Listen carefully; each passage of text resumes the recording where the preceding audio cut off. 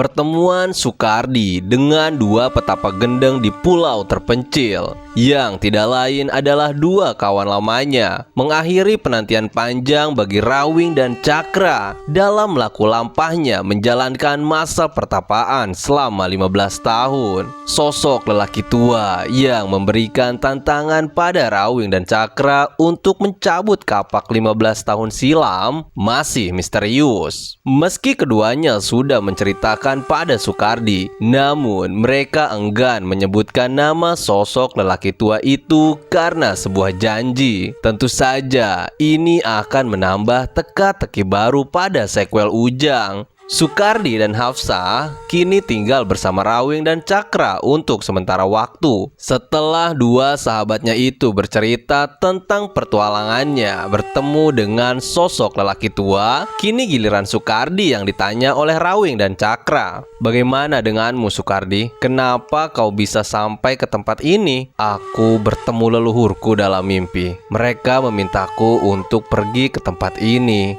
jawab Soekardi sambil menghela nafas. Kemudian ia menceritakan tentang penyerangan yang dilakukan oleh makhluk tak kasat mata. Rumah Soekardi habis dibakar. Beruntungnya seluruh penghuni rumah berhasil melarikan diri sebelum terjadi kebakaran. "Apa katamu? Siapa dalang di balik penyerangan itu?" tanya Rawing yang mulai panas mendengarkan cerita kawannya itu. "Aku bingung harus memulainya dari mana," ucap Soekardi. "Sebentar, sepertinya aku tahu siapa dalang. Apa ini ada kaitannya dengan Padepokan Lati Ireng?" kata Cakra. Soekardi terkejut mendengar ucapan Cakra. "Bagaimana kau bisa tahu soal itu?" "Tentu saja kami tahu. Berita kehancuran Lati Ireng begitu santer terdengar. Rupanya di masa lalu Rawing dan Cakra sempat mencari keberadaan Soekardi yang dikabarkan ngamuk dan mengacak-ngacak Padepokan Lati Ireng serta menghabisi seluruh jawara-jawara di dalamnya. Mereka merasa khawatir akan keselamatan Soekardi, namun keduanya tak berhasil menemukannya karena pasca tragedi itu Soekardi langsung mengasingkan diri bersama Hafsah. "Ya, kau benar, Cakra. Tragedi Lati Ireng itu adalah titik awal dari semua teror yang kualami selama ini," kata Soekardi.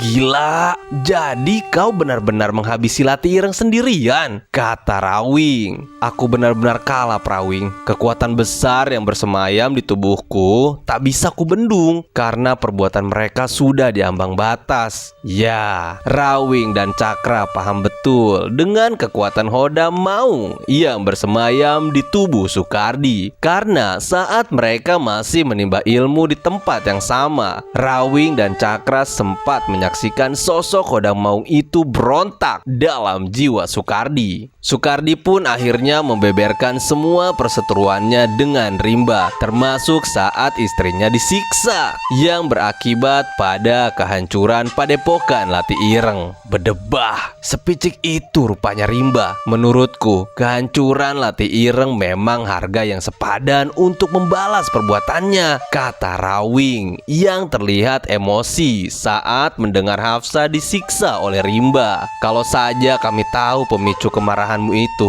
kami pasti akan ikut di belakangmu, Soekardi," kata Cakra menambahkan. Kemudian Soekardi juga menjelaskan bahwa tragedi Lati Ireng tersebut melahirkan penyesalan yang mendalam, hingga akhirnya Soekardi memuntahkan delima yang menjadi simbol kekuatan Maung dalam tubuhnya. "Aku meminta Hafsah menelannya. Tak lama kemudian kami memiliki seorang anak yang kami beri nama Ujang. Aku tak menyangka ternyata batu delima itu memilih Ujang sebagai pewarisnya." "Maksudmu, saat ini batu delima itu ada pada Ujang?" tanya Rawing memotong pembicaraan Soekardi. "Benar, Rawing. Dan yang lebih mengkhawatirkan, sekarang Rimba sudah mengetahui soal itu. Ujang sedang diteror oleh bala pasukan Rimba." "Lalu di mana Ujang sekarang?" "Dia kutitipkan di Surau Abah Gufron salah seorang kiai sakti di Kidul. "Celaka Sukardi, kau tidak bisa tinggal diam. Anakmu dalam bahaya," kata Cakra. Namun Sukardi hanya terdiam membisu. Dia merasa bingung harus berbuat apa, karena sekarang kemampuannya tak mungkin mampu mengimbangi Rimba yang semakin sakti dengan segala sihirnya. Meski demikian, bukan berarti Sukardi kehilangan seluruh kemampuannya. Ia masih menguasai jurus-jurus tertentu tanpa kekuatan batu delima. "Rawing, Cakra, aku yang sekarang sudah tak seperti dulu. Aku tak mungkin mengalahkan Rimba dengan kekuatanku sekarang," kata Sukardi. "Tunggu, bukankah Lati Ireng sudah kau hancurkan? Bisa apa Rimba tanpa padepokan yang membesarkannya?" tanya Cakra. "Tidak Cakra, Lati Ireng masih ada. Mereka hanya berpindah tempat. Rimba membangun kembali kekuatan baru dengan mengumpulkan para jawara-jawara liar." Ya, kekuatan Lati Ireng yang sekarang memang berbeda. Rimba membangun kekuatan mengerikan di bawah kepemimpinannya. Dari informasi yang digali oleh Sukardi, kini Rimba memiliki 5 jawara bergelar Panglima yang memiliki kesaktian level dewa. Masing-masing Panglima memiliki bala tentara yang tak bisa dianggap remeh. Rawing dan Cakra kini mengerti keresahan yang dirasakan oleh Sukardi. Bahkan, konon 5 panglima tersebut memiliki banyak nyawa mendampingi Rimba duduk di singgasananya. Artinya, mereka adalah para jawara yang pernah mati beberapa kali, namun mampu bangkit dengan sendirinya karena kekuatan yang dimiliki. Tak ada yang tahu nama aslinya. Kelima panglima Rimba itu dikenal dengan nama Legi, Pahing, Wage, Pon,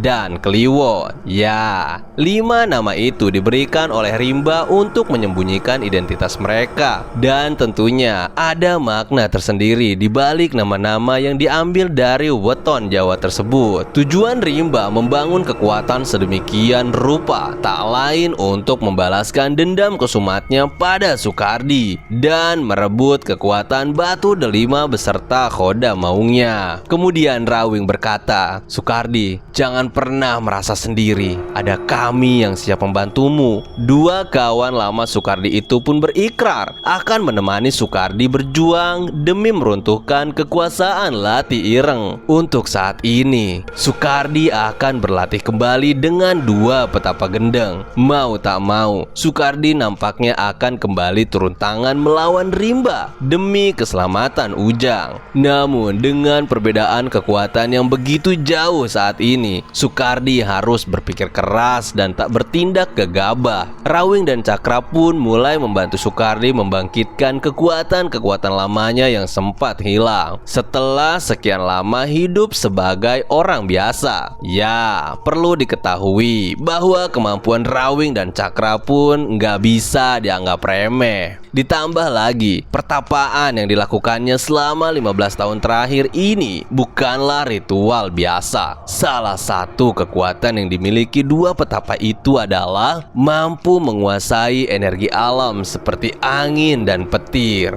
Benar-benar kekuatan yang mengerikan. Mari kita tinggalkan Sukardi dan 2 petapa gendengnya. Cerita beralih menuju padepokan Lati Ireng. Setelah percobaan pembunuhan yang dilakukan oleh anak buah Rimba pada Abah dan 3 muridnya gagal, salah seorang pasukan melapor pada penguasa Lati Ireng tersebut. Dari pintu masuk ruang utama, orang itu berjalan merangkak dan dibayangi rasa takut luar biasa. Lantaran kabar yang ia bawa sudah pasti akan membuat Rimba murka. "Paduka, hamba menghadap," ucap orang itu. Rimba dan 5 panglimanya terlihat sedang bersenang-senang dilayani para selirnya. "Bicaralah dan jangan merusak kesenanganku hari ini," kata Rimba. Sambil bercucuran keringat dan wajah yang penuh ketegangan, orang itu pun melaporkan tentang kegagalannya. "Maaf Paduka, Gufron telah menggagalkan rencana kami. Semua pasukan yang terlibat tak kuasa membendung keluhuran ilmu orang tua itu." Jreng jreng. Suasana seketika hening. Kelima panglima saling tatap satu sama lain. Dan Rimba mulai menunjukkan amarahnya. Matanya menjadi merah. Tangannya mengepal dan mengeluarkan asap. Seluruh badannya bergetar. Diguncang amarah akibat berita kegagalan yang didengarnya. Rimba turun dari singgasananya dan mendekati orang itu. Lalu mencekiknya. Bukankah sudah kukatakan barusan, jangan merusak kesenanganku hari ini, kata Rimba.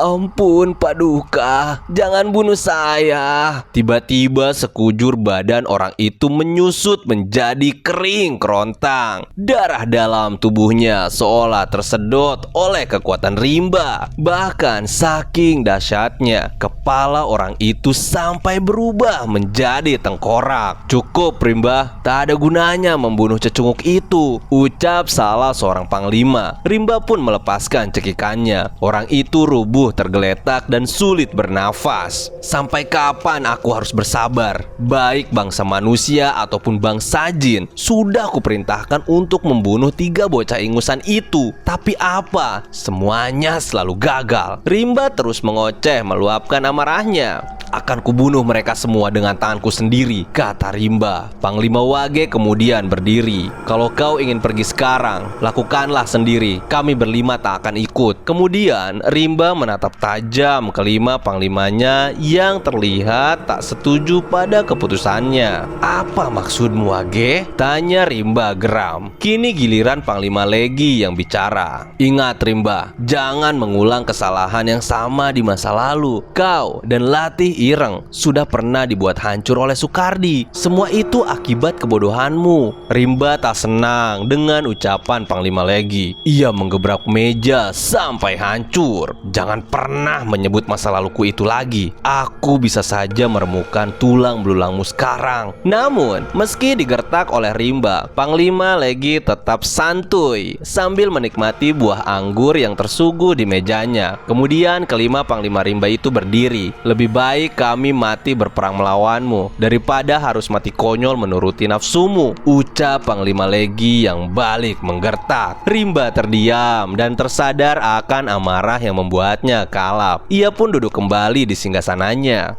Tapi kenapa tiba-tiba Rimba luluh saat digertak oleh Panglima Legi? Usut punya usut. Rupanya 5 panglima terkuat itu bergabung dengan Latih Ireng karena hasil negosiasi. Jadi bukan karena ditaklukkan oleh Rimba. Jika kelima panglima itu tak sependapat dengan keputusan Rimba, mereka bisa saja meninggalkan Rimba. Dari dialog panas tersebut, bisa dibilang bahwa kelima panglima Latih Ireng itu tak memiliki rasa takut sedikit pun pada Rimba. Kekuatan mereka bisa saja hampir sebanding dengan Rimba. Ini benar-benar edan. Komposisi kekuatan yang setara dengan Rimba tentu saja akan menjadi lawan mengerikan. Tapi kenapa kelima panglima itu tak setuju dengan keputusan Rimba? Bukankah dengan kekuatan level dewa yang dimiliki, mereka dapat dengan mudah melenyapkan 3 murid abah tersebut?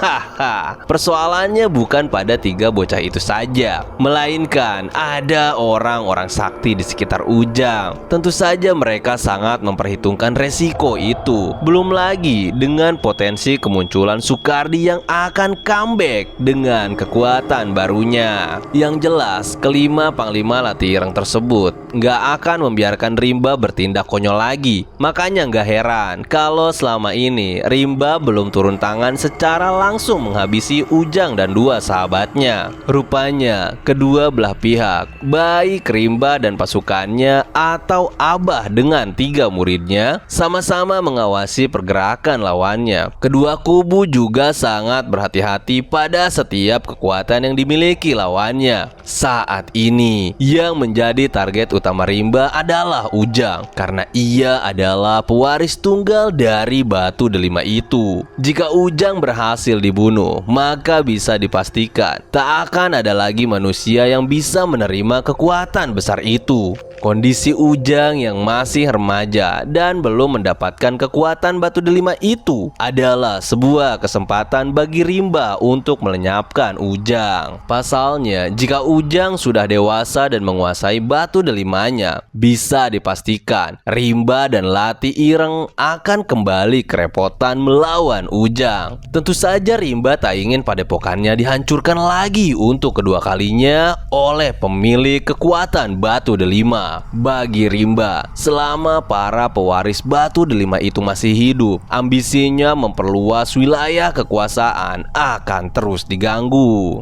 Jadi kuncinya adalah membunuh semua pewarisnya dan merebut kekuasaan besar itu. Jika hal itu terjadi, bisa dipastikan kejahatan Rimba akan semakin brutal dan tak akan ada seorang pun yang mampu meredamnya. Namun hal itu tak akan mudah, mengingat batu delima beserta kitab terlarangnya saat ini dipegang oleh Eyang Teja. Baiklah Legi, menurutmu langkah apa lagi yang harus kita ambil? Tanya Rimba. Legi meminta Rimba untuk tidak berburu-buru. Jika target utamanya adalah 3 murid Abah, maka langkah awal yang harus dilakukan adalah memisahkan mereka dari Abah Gufron. Karena selama ini rencana mereka selalu digagalkan oleh Abah Gufron. Kemudian Panglima Legi berbisik pada Rimba tentang strategi apa yang harus dilakukan. Tiba-tiba Rimba tersenyum jahat. Pemimpin padepokan Lati Ireng itu pun setuju dengan ide sang Panglima. Rimba memerintahkan seseorang dari bangsa Jin untuk menyiapkan bala pasukan dan segera mengepung Surau Abah. Tak lama kemudian datanglah puluhan makhluk halus di hadapan Rimba. Mereka berasal dari berbagai penjuru. Kira-kira perintah apa yang akan dilancarkan oleh Rimba untuk mengepung Surau Abah Gufron? Apakah pagar goib yang mengelilingi Surau Abah akan mampu dijebol oleh bala pasukan jin utusan Rimba? Nantikan kelanjutannya pada kisah Ujang selanjutnya. Terima kasih sudah menonton video ini. Buat kalian yang baru join di channel Tilas Tapa, kami sarankan untuk menonton sequel Ujang sebelumnya karena kisahnya akan saling berkaitan. Terima kasih. Salam Tilas Tapa.